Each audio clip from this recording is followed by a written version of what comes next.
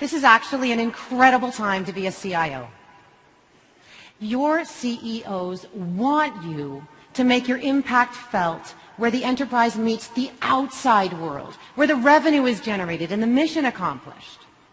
They want you to unleash the forces that will differentiate your business. They don't want you to spend all your time automating the back office.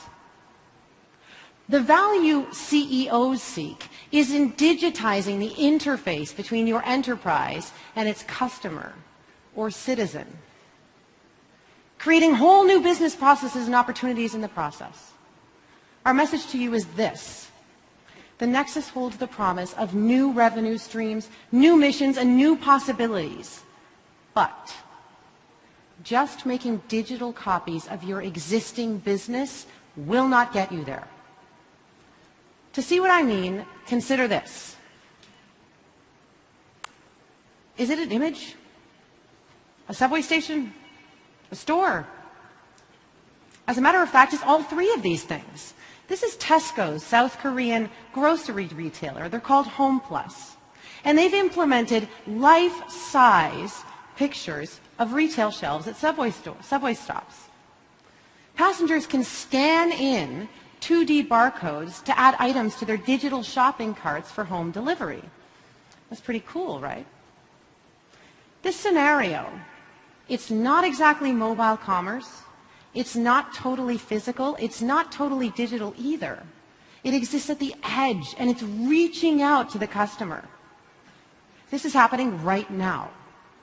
Home Plus is now the most popular shopping app in Korea, with close to 1 million downloads.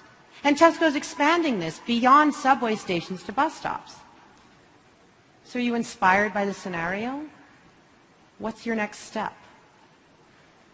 By pretending you're an entrepreneur, trying to put your business out of business. How would you do it? Your competitors are probably already thinking about how to do this.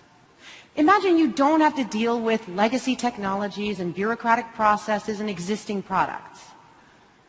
What would the Nexus allow you to do to better serve your marketplace, your customer, your citizen? We think the opportunities you identify are likely to be net new opportunities out there where the revenue is made and the mission is accomplished. Now ask, what ideas and skills exist today within your enterprise? You might be surprised. CEMEX was. CEMEX is a global building supplies company, and they're based out of Mexico. They're using a project they call Shift to drive innovation from the inside out, not from the top down. And here's how they're doing it.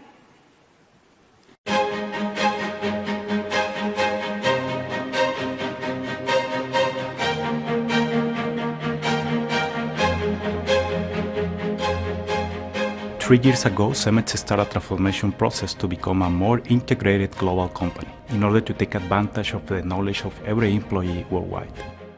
We were aware of the benefits of the social network concept, so we decided to bring inside CEMEX that concept that we named Shift. Shift is an open innovation platform. All the employees can share ideas, get connected, and collaborate with everyone inside and outside our company. Doesn't matter if you are an operator or you are a top executive. You are part of the innovation in the company. Our concept of innovation is innovate through collaboration.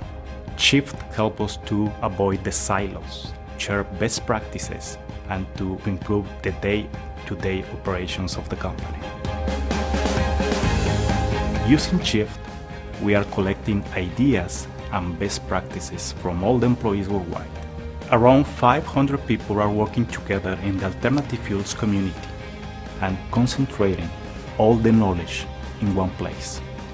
CEMEX became a global leader on alternative fuels use in 2012. We saved over $140 million in the project. A key component of our innovation strategy is to move very fast because the market is changing every minute. and the client doesn't wait for us. So we are being very efficient delivering new products and new solutions using information in the cloud. And as a result of it, we launched 3 new global brands of concrete in the last 2 years. Right now with Chief, we have an open platform with everyone participating on it. So there are no secrets about what is working and what isn't. We don't hide the talent of the company. In the past, we used to work as a silos. Now, we are focused on global communities, connecting to hidden talents and leading by innovation.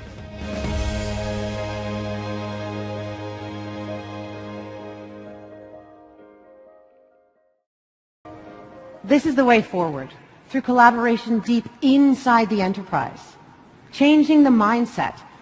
And here's one more thing you didn't hear in the CEMEX story. They use a vast amount of fuel in their operations, and it's really expensive. So they're constantly searching for more energy efficiencies, like the alternative fuels that Miguel mentioned.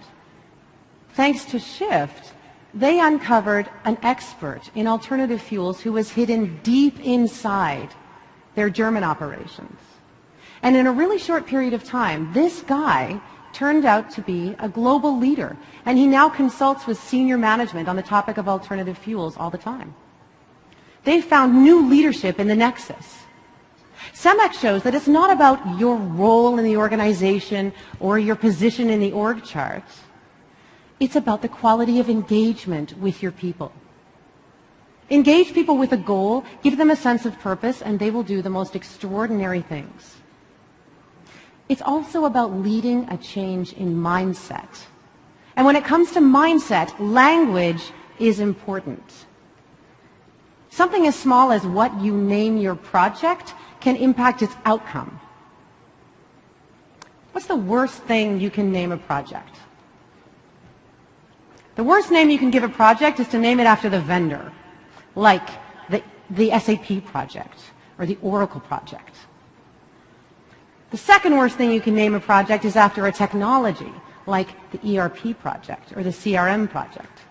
Only slightly better is to choose a weird, obscure name, like Project Raptor or Project Phoenix. I've never understood why in IT we are so obsessed with naming our projects after animals that don't exist or are extinct. Is this the message we're trying to send? We are extinct. Notice that CEMEX named their project Shift, as in a transformational shift in the way they think and lead. Challenge yourself to find a name that will change mindsets and outcomes, like the Double Your Margins project, or the Customer Access project, or the Creative Destruction project. This is the age of engagement. You know that engaging your employees is key. Mass collaboration is already becoming critical. Now here's the problem. According to Gallup, only 29% of your employees are actively engaged in their work. 29%. This is low. So, how can you engage the other 71%? The answer is, let them play. Here's a pop quiz. What's the opposite of play? I bet most of you are thinking it's work, right? Wrong. According to Brian Sutton-Smith, who's an expert in games and play, the opposite of play isn't work, it's depression. Human beings are hardwired to play. It's good for us. So why do we continue on the fiction that being at work means acting somber and serious? Is that the way to more engagement? Gamification holds a lot of promise for the future. The next time you're asked to solve a problem, innovate, or engage, try turning the challenge into a game. As Chris mentioned, it's not always easy, but it works. Now, looking beyond internal gamification, you need a laser focus on your customer. I want you to set an ambitious goal this year. If you cannot explain how every project in your discretionary budget directly affects your customer or citizen, don't do it.